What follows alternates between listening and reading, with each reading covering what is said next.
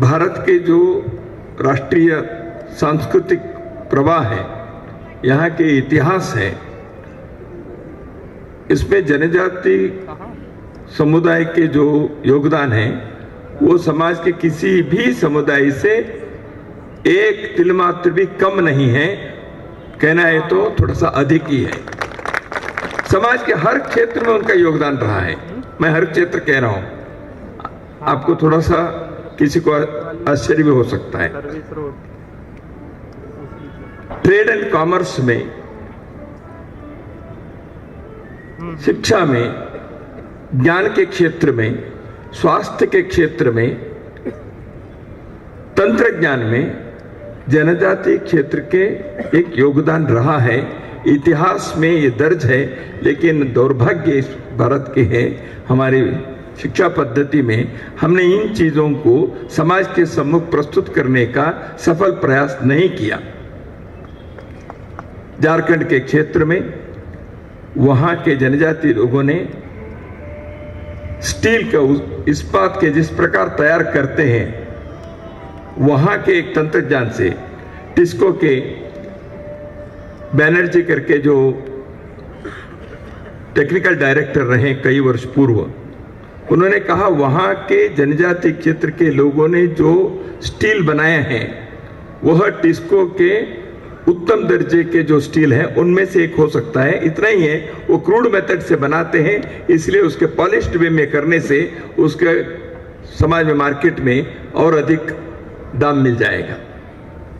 तो ये ऐसे ज्ञान, ऐसे प्रतिभा, इस प्रकार के तंत्र ज्ञान वनवासी क्षेत्र में है। भारत सरकार के कैपेसिटी बिल्डिंग कमीशन के सदस्य हैं श्री डॉक्टर बालसुब्रमण्यम। मैसूर के पास जनजाति क्षेत्र में वो उन्होंने कार्य किया है पिछले 30-35 वर्षों से। वो वैद्य रहे, डॉक्टर है, मेडिकल डॉक्टर है।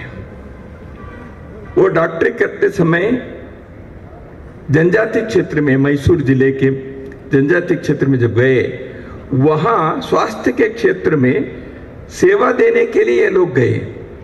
लेकिन डॉक्टर बालसुब्रमण्यम कहते हैं, हम लोग जब गए वहां जो स्वास्थ्य के कई प्रकार के जो उनको जानकारी थी, उससे हम चकित हो गए। हमें इस प्रकार के ज्ञान नहीं है, ऐसा हमको लगा। इसलिए मैंने कहा कितने कितने प्रकार से जनजाति क्षेत्र में केवल उन्होंने स्वतंत्रता संग्राम की लड़ाई किए, इतना ही नहीं है, कृषि, तंत्रज्ञान, स्वास्थ्य, इन सभी क्षेत्रों में उनका योगदान रहा है। तो इसलिए इस प्रकार के एक ज्ञान को, हमारे देश की इस प्रकार की जानकारी को हर पीढ़ी को देने की व्यवस्था भी होनी चाहिए। इसलिए प्रदर्शनी स्वतंत्रता संग्राम में जो नायक नायिका बनकर उनकी भूमिका अदा किए, वो तो हमने किया ही, अच्छी बात है। ऐसे चीजों के स्थायी प्रदर्शनी देश में होने चाहिए, देश के राजधानी में या अन्य अन्य शहरों में। ये कुछ 1 महीने 15 दिन की प्रदर्शनी नहीं है।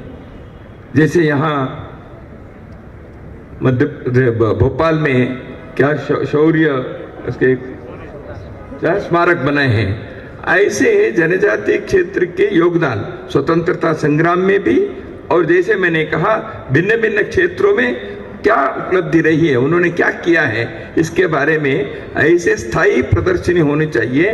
तब लोगों को देखने से ध्यान में आएगा, एक पब्लिक एजुकेशन होगा, ये करना चाहिए। हर्ष चौहान जी ने अस्मिता, अस्तित्व और विकास की बात बताई। वनवासी समाज के अस्मिता, जो राष्ट्रीय अस्मिता से जुड़ी हुई बात है।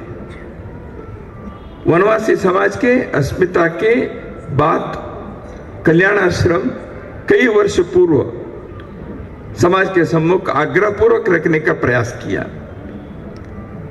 उनके अस्मिता को बरकरार रखना, जिस कुचक्र के षड्यंत्र के बाद शिवराज जी ने यहाँ की, वह कुचक्र जो है, षड्यंत्र है, उनके अस्मिता को पूर्ण रूप से नष्ट करने की एक योजना है। इसलिए कल्याण आश्रम ने यह विडा उठाए कि जनजाति क्षेत्र के अस्मिता यह राष्ट्रीय अस्मिता के एक अविभाज्य अंग है। इसको हमें बरकरार रखने के हर संभव प्रयास करना चाहिए। इसलिए समाज कल्याण आश्रम के इस कार्य के साथ सहयोग देना आवश्यक है। अस्तित्व की बात है, पेशा के कानून, बाकी कई वनाधिकार, ऐसे विषय कानून के हिसाब से कुछ है। कल्याण जनजाति क्षेत्र के लोगों के लाइवलीहुड के जीवन के प्रश्न है। योजना बनती है, निर्वासित हो जाते हैं सैकड़ों हजारों की संख्या में, तो गरीब लोग, भोले लोग, सरल लोग, अनपढ़ लोग कहां जाएं? उनके पुनर्वास की योजना होनी चाहिए। किसी भी प्रकार के उनके अस्तित्व के, उनके जीवन के, लाइवलीहुड के प्रश्नों के संदर्भ में बाकी समाज उनके लिए आवाज उठाने की आवश्यकता है तो आवाज उठानी चाहिए, क्योंकि अस्तित्व हमारे भाई बंधु हैं।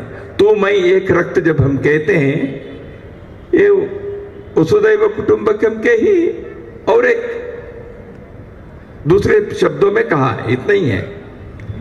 तो इसलिए हम अपने भाई बहनों के लिए खड़े रहें, तो इसलिए इसकी आवश्यकता है। विकास की बात है, कौशल विकास केंद्र के द्वारा जनजाति क्षेत्र के नई पीढ़ी के युवक युवतियों के बीच उनके पारंपरिक स्किल जो है उसको भी बढ़ोतरी कैसे हो सकती है, उसके विकास कैसे हो सकता है, उसमें टेक्नोलॉजी इनपुट कैसे हो सकता है, उसके नवीनतम तंत्रज्ञान को किस प्रकार के उपयोग करते हुए उनके पारंपरिक कौशल को और अच्छे बेहतरीन बनाने में क्या संभव है, ये सोचना चाहिए। कई स्किल है, कोई हमेशा नगरी शहरी क्षेत्र के इंजीनियरिंग बेस्ड स्किल के बारे में केवल नहीं सोचना है। वारली पेंटिंग के जो चला और उस पेंटिंग को देखकर बाकी कलाकार भी उसी को बेच रहे हैं, लेकिन वनवासी क्षेत्र के, जनजाति क्षेत्र के लोग वारली पेंटिंग जो करते हैं उसके बेचने को होना चाहिए, उसको मार्केटिंग होना चाहिए, क्योंकि आर्टिस्ट जल्दी सीख लेते हैं, बाकी लोग उसको मार्केटिंग करना करते हैं। सच में मूल रूप से जो वारली पेंटिंग किया उनकी हालत क्या है? इसलिए किसी भी प्रकार के उनके कला के, परंपरा के, लोक कला के या उनके कृषि स्वास्थ्य संबंधी परंपरागत जो ज्ञान है उसको वर्तमान युग के लिए जो उपयुक्त है, जिस प्रकार उसके हम सुरक्षित भी रखें, उसके विकास भी करें। तो इन सारे विषयों के संदर्भ में कौशल विकास केंद्र जो यहाँ प्रारंभ हुआ है, उसके नवीन भवन बना है, इस नए सुविधा में, इस प्रकार के फैसिलिटी में, इस प्रकार के इंफ्रास्ट्रक्चर के कारण आने वाले जनजाति क्षेत्र के नई पीढ़ी के युवक युवतियों के, बालक बालिकाओं के एक आत्मविश्वास बनता है। हमारे लिए समाज खड़ा है, हमारे लिए समाज का सहयोग मिलता है। तो इसलिए भारत के नागरिक के नाते वो आत्मविश्वास से समाज के साथ जुड़कर आगे बढ़ने में उनके लिए यह उपयोगी होंगे। भारत के स्वतंत्रता के अमृत वर्ष में देश के राष्ट्रपति जनजाति समुदाय के बनी, तो जिस प्रकार उसका स्वागत हुआ, इससे समाज में ध्यान में आता है, एक जागृति हुई है, एक अवेयरनेस है, जनजाति क्षेत्र में भी है और समाज में भी है। तो इस जागृति को उपयोग करते हुए हमें पूरे देश आगे बढ़ना चाहिए। सब समाज को लिए साथ में आगे है बढ़ते जाना, पथ का अंतिम लक्ष्य नहीं है सिंहासन चढ़ते जाना। तो इसलिए सभी समाज को लेकर आगे बढ़ना है। तो इसलिए कल्याण आश्रम के इस प्रकल्प का और एक बार अभिनंदन देते हुए समाज के लोग इस सारे जनजाति क्षेत्र को अपने बंधु बहने ऐसे मानकर हम आगे बढ़े।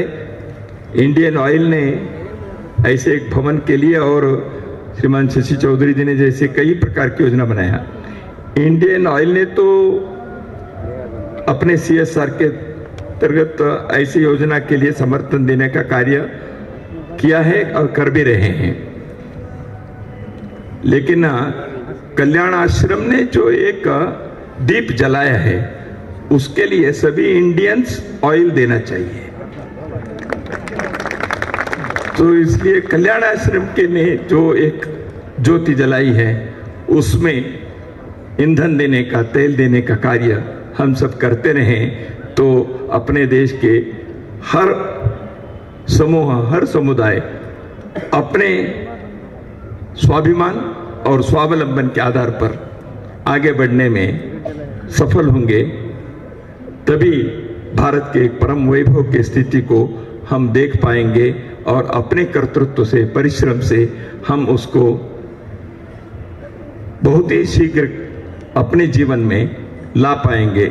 इसमें हम समर्थ हो, इसमें हम सफल हो, यही कामना करते हुए पुनः एक बार इस प्रकार के प्रकल्प के पीछे जिन्होंने अपने परिश्रम, अपने सहयोग दिया, उन सबका अभिनंदन और समाज से मेरा अनुरोध, उसको पुनः मैं अधोरेखित करता हूं। नमस्कार।